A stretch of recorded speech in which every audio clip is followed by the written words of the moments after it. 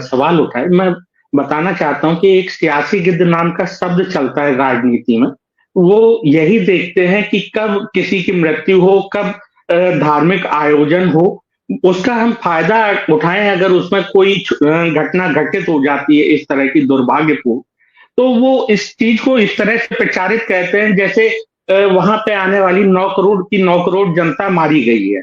मैं यहाँ पे एक चीज़ स्पष्ट कर दूँ कि अभी तक जितने भी वहाँ पे लोग आए हैं, सभी लोग आ रहे हैं, कुंभ की तारीफ़ कर रहे हैं, वहाँ की सुरक्षा व्यवस्था हो, चाहे वहाँ का रहन-सहन हो, आना-जाना हो, सभी। हालाँकि कुछ अफ़सरों की लापरवाही ज़रूर हुई और उसके लिए एक न्यायिक आयोग का गठन किया गया जिसमें 3 लोग हैं। जब 1 महीने के समय के अंदर वो अपनी रिपोर्ट सौंपेंगे और जिसकी भी लापरवाही सामने आएगी, उन पे कार्रवाई होगी। आपने पहले भी देखा कि कुंभ में समय-समय पर अलग-अलग घटनाएँ हुई हैं, जिनमें लीपा-पोती के अलावा कुछ नहीं किया गया है और किसी के ऊपर कभी कोई कार्रवाई भी नहीं हुई। 1954 से लेकर 2013 तक जितनी भी घटनाएँ हुई हैं, कभी भी कोई कार्रवाई किसी अफ़सर के खिलाफ नहीं की गई है। लेकिन यहाँ पे आप देखें कि जब भी रिपोर्ट आएगी, उसमें कार्रवाई ज़रूर की जाएगी। दूसरी चीज़ मैं बताना चाहता हूँ कि मिल्कीपुर उपचुनाव आ रहा है, तो उसके लिए समाजवादी पार्टी इसको राजनीतिक रूप देने की कोशिश कर रही है।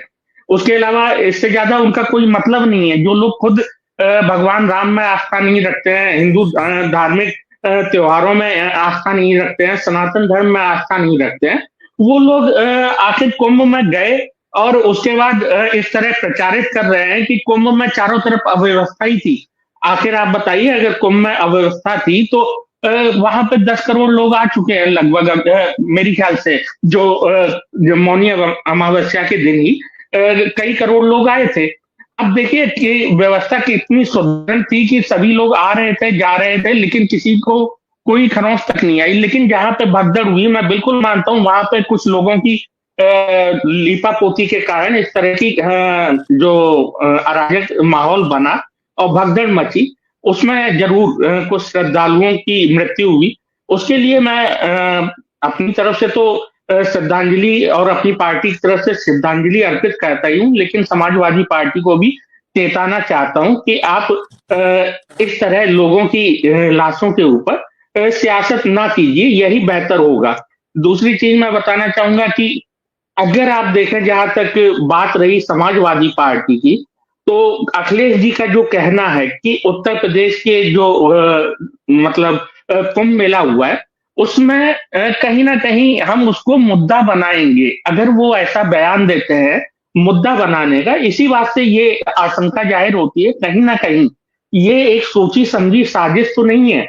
और ऐसा मैंने कई न्यूज़ चैनल पर देखा, जहाँ पे कुछ शोधकर्ता थे, विचारक थे और अन्य लोग थे जिन्होंने ये भी आशंका जताई कि उन्होंने बिल्कुल मतलब जो मीडिया है उसके सामने ये कहा कि राष्ट्रीय मीडिया के सामने ये कहा कि मेरे पास मैसेज हैं बड़े अधिकारियों के जो अभी सेवा में नहीं है। उन्होंने बताया ऐसे-ऐसे 30-40 हुड़दंगी आए, शराब पी के आए कुंभ मेले के दौरान और देखिए, वो उसी के वीडियो बाद छप ये गया। घटनाएँ हुई।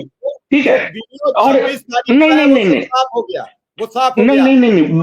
वो वीडियो आपका नहीं कह रहा हूँ मैं वहाँ मैंने समाजवादी पार्टी का नाम ही नहीं लिया जो सोशल मीडिया पे खबरें चल रही हैं। मैं आपको यहाँ चैनल का नाम नहीं बताना चाहता हूँ, लेकिन संगीत रागी जी ने बिल्कुल स्पष्ट बताया है, संगीत खुलेआम रागी जी चैनल ने पे सिर्फ बताया है। ये नहीं ठीक बता है? और संगीत रागी और जी मैं ने सिर्फ दूस अब तक ये नहीं बता पा रहे मैं कितने लोग मर गए। मैं नहीं, नहीं, नहीं। देखिए, होता क्या है कि जो आप बोलना चाह रहे हैं कि मुख्यमंत्री जी को खबर नहीं हुई। देखिए, कुंभ एक बहुत बड़ा आयोजन होता है जिसमें पूरी जाँच के बाद ही मुख्यमंत्री को आँकड़ा दिया जा सकता था। मुख्यमंत्री जी को आँकड़े तुरंत नहीं दिए जा सकते थे कि अभी एक मृत व्यक्ति की पहचान हुई है, अभी दूसरे की हो गई है, अभी तीसरे की।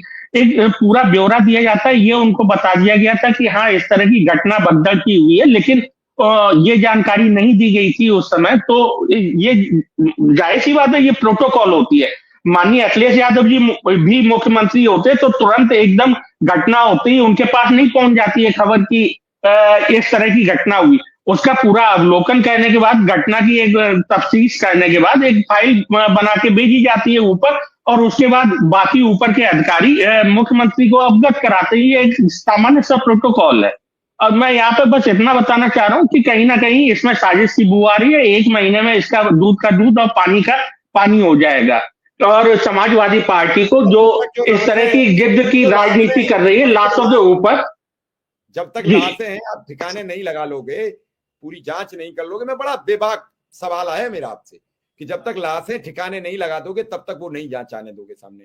कल 58 नंबर आ गया, नहीं नहीं 70 नंबर नहीं आ गया, नहीं ये 80 नंबर आ गया। देखिए देखिए तो नंबरिंग आने के बावजूद भी अगर सरकार नहीं बता पा रही है, आज आयोग के 4 सवाल हैं, अधिकारियों की सिट्टी पिट्टी गुम है, अभी किए हैं, चारों सवाल किए नहीं हैं, तो कोई अधिकारी जवाब नहीं दे पा रहा है, आयोग पहुंच गया है।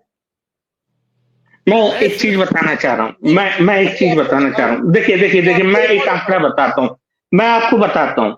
1927 हरिद्वार कुंभ, सैकड़ों लोग मरे।